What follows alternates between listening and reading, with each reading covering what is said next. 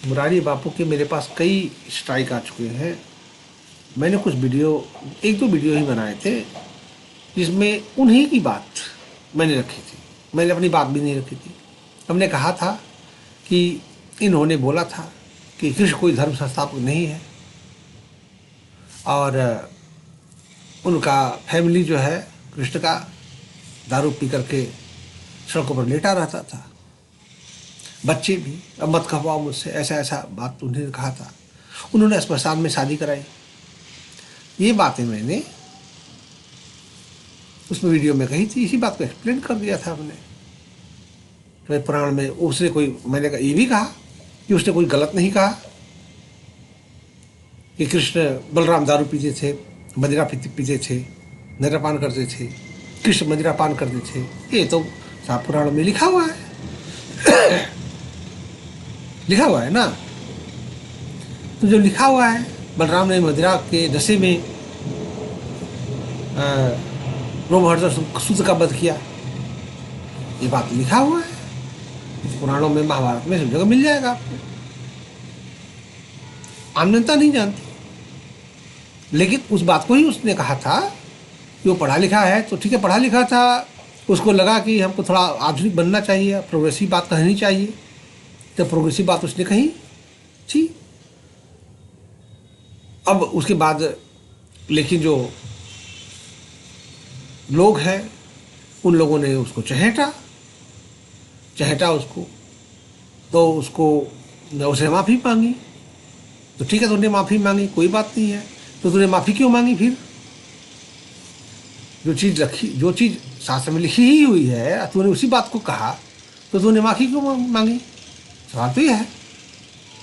तो तुम में सत्य की प्रतिष्ठा ही नहीं है, सत्य ही नहीं तुम में, शास्त्र की बात भी सत्य से नहीं करते तुम। और वैसे उस व्यासपीठ पर बैठ कर तुमने ये बात कही थी। वीडियो उपलब्ध होंगे, आप देख सकते हो। बहुत जगह लोगों ने लगाए हैं वीडियो। वो कहाँ कहाँ स्ट्राइक मार रहा होगा, कोई ठिकाना है? तो उतना जब उसने कहा, जो उसने उसकी बात ही रख कही है, तो वो हमारे ऊपर इतने स्ट्राइक आए, कम से कम 5 आ चुके। ठीक है, और तुम्हारी बात को मैं कह रहा हूँ। तुमने कहा था, तुमने व्यासपीठ की मर्यादा को तोड़ा। तुमने तोड़ा ना। व्यासपीठ पर बैठ कर के उसी अवतार का, विष्णु के अवतार की तुम कथा कह रहे हो, और उसी के अवतार के बारे में ये बात तुमने कही थी। तो ये बात तुमने राम के बारे में क्यों नहीं कही? वाल्मीकि रामायण तो राम के बारे में भी लिखा हुआ है, सीता के बारे में भी लिखा हुआ है कि राम ने मांसाहार किया था। सीता के बारे में लिखा हुआ है, सुरागढ़ सहस्रेण। तो तुमने वो क्यों नहीं कही? वो भी तो कहना था तुम्हें, सत्य तो कहना चाहिए। जो शास्त्र में लिखा है तो कहना चाहिए तुमको, कहने में क्या दिक्कत है? उसको शास्त्र जो लिखा है उसको मिटाया तो जा नहीं सकता। वाल्मीकि ने जो लिखा है कि दशरथ ने बहुत बड़ा यज्ञ किया, उसमें पशुओं का गूदा हवन किया गया था, जो लिखा है। तो जब लिखा है तो कहना पड़ेगा, कहने में क्या दिक्कत है? लोगों को अच्छा लगे बुरा लगे, उसे क्या फर्क पड़ता है? सत्य तो कहना ही चाहिए।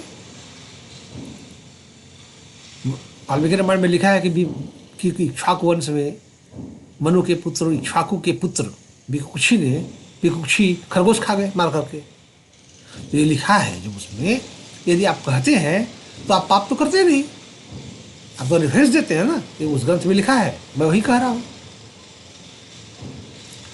तुम गए बाबा होकर के, कह रहे हो रामायण का कथावाचक हो, और जा रहे हो ओशो के यहाँ, ओशो की महिमा गाने, ओशो के लिए कथा कहने, ओशो की आत्मा की मुक्ति के लिए। क्या है? उसने भरी सभा में बड़े खुले रूप से, वो आराम का आलोचक था, वो रामायण का आलोचक था, वो रामायण पंथियों का आलोचक था। उसकी आलोचनाएं हैं, और उसके राजा बहुत सारी वैध भी है, उसमें कौन सी बड़ी बात है? वो आलोचक था, आलोचना का अधिकार है उसको। वो भी एक उपदेशक था, स्पिरिचुअलिस्ट था। बुरा भला जो भी हो, तुम भी वैसे ही हो, तुम में उसमें क्या अंतर है? वो तो किसी को स्मशान में शादी नहीं कराया ले जा करके, तुम तो स्मशान में तुमने शादी कराया, तो तुम उससे ज़्यादा गिरे हुए हो ना।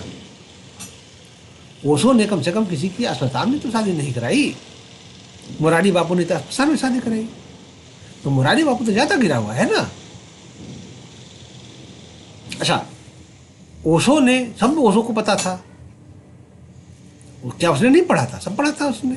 लेकिन उसने ये तो नहीं कहा कहीं भाषण में कि कृष्ण जो है दारू पीते थे, मदिरा पीते थे। उसने भगवद गीता पर लंबा व्याख्यान दिया है उसने, जानकर भी।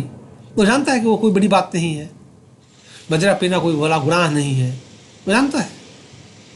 सभी देवता पीते हैं मदिरा, मदिरा के नशे में दूत रहते हैं, दूत पी करके। अरे जो भी नशा आप करोगे, जिससे आपको नशा होता है, वो मदिरा ही है, चाहे जो भी नशा आप करते हो। मतलब मादक द्रव्य है ना। आप उन नशे में उन्मत्त रहते हैं, उन्मत्त रह करके बहुत सारे कार्य करते थे, हमेशा नशे में रहते थे। ठीक है, तो नशा तो कई प्रकार का होता है ना। ठीक है, तो ये जो शास्त्र में लिखा गया, तो जो शास्त्र में है उस बात को उसी तरीके से रखना चाहिए। ठीक है, तो ये बात जो हमने कही तो स्ट्राइक आ रहा है भैया हमारे ऊपर।